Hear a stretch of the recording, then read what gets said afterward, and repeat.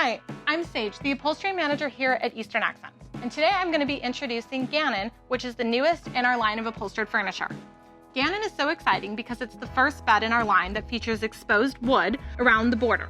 Gannon comes in the standard finishes of eggshell, taupe, and espresso. Gannon will be rendered with any of the fabrics in our line on the Build Your Own Furniture tab of our website. You can choose any of our fabrics, and if you choose a complete bed, it will be upholstered on the interior portion here, the sideboards, and then it will also be upholstered on the back. If you choose a headboard, obviously it will just be the interior and the back portion upholstered in the fabric of your choosing.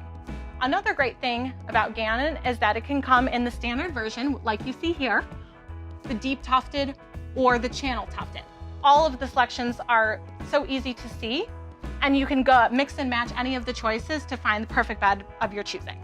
A great new feature of the Gannon bed is that you can customize it with any color in the Benjamin Moore paint line.